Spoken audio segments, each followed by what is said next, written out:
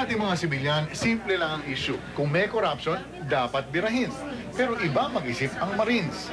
Sa bootcamp nila sa Ternate, Cavite, nakita ni Correspondent Eglin Gao kung paano hinuhubog ang utak ng isang Marine.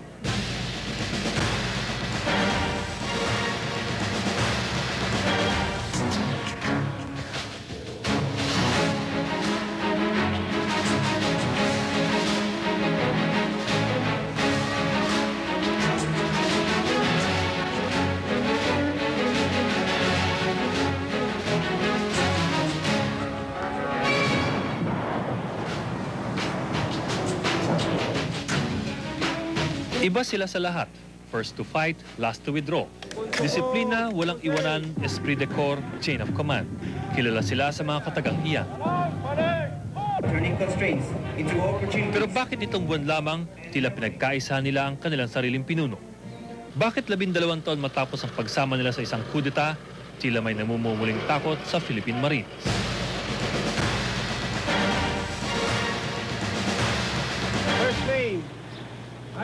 Para maintindihan ang grupong ito, kailangan mong maintindihan kung paano hinuhubog ang kanilang mga pag-iisip. Sa Marine Headquarters sa Fort Bonifacio, iniipon ang mga bagong recruit. Naabutan namin ang 120 sibilyan na nagnanais matawag na Marine. Di ba sir yung nakalagay dun? We breed the representatives of the best in soldiery. Sabi nga, wala nang ibang mas masarap kundi yung mamatay sa paglilingkod mo sa bansa mo, di ba? Pero wala ka pang karapatan mamatay sa giyera dahil wala ka pang paintulot ng drill instructor. Sa unang araw pa lamang ng recruit, malinaw na ang drill instructor ay pumapangalawa lamang sa Diyos Ama. Hindi ka na pwedeng lumabas dito! Dito!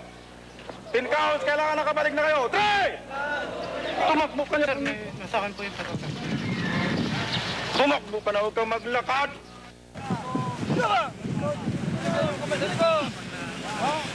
Bilay! Punyal, Bilay! Punyal ba? Punyal, Bilay! Tulungan niyo mapapagal dyan! Good! Bilay! Gulong!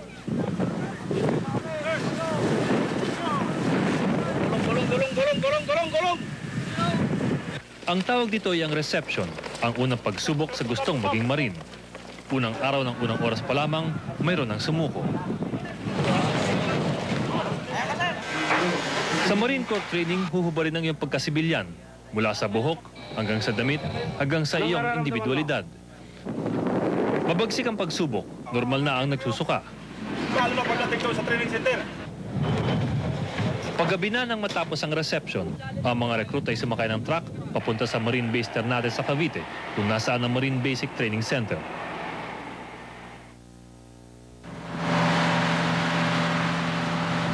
Gabi na nang dumating ang grupo sa Ternate, Cavite. Kahit pagod na, wala pa ring pahinga.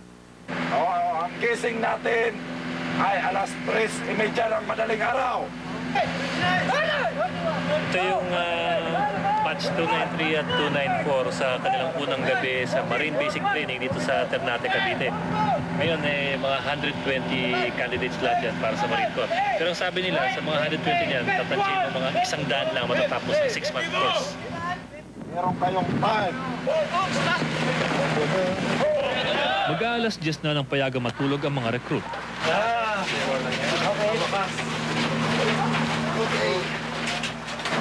Tapos na ang unang araw ng boot camp, 6 na buwan na lamang ang natitira.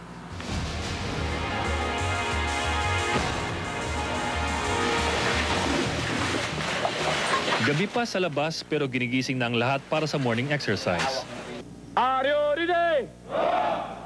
Exercise! 1, 2, 3, 1, 2, 3, 1, 2, 3, Anong tawag sa kanila? Ayun ang mga bagong ako niyan. Magot. Ang tawag yan ngayon sa mga yan. Sa bagay, lahat naman yan mga yan, magot lahat yung tawag yan. May pantruan pagbago? Yan ang pinakamahirap ng turuan yung pagbago. Sa 3 araw mo dyan, posibleng hindi ka mamaos dyan. Matapos na may isang oras na exercise, jogging naman ang sumunod. Nakasabay na ako. Physical conditioning ang tawag nila dito.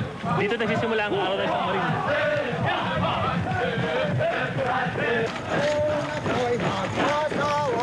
Kung ako'y mag-asawa, pipiliin ko'y hey! 1, 2, 3, 4 Philippine Marine Corps! Philippine Marine Corps! 1, 2, 3, 4 Ho! Ha! Ho! Ang mga helmet nila yun. Kasi masakit talagang katawan. Nakikita nyo naman yung ginagawa nila dito. Pero sa motivation ng mga DI, lumalakas ang loob. Kasi pag mahina ang isip, mahina din ang katawan. Kaya pinapalakas namin yung mga isip nila.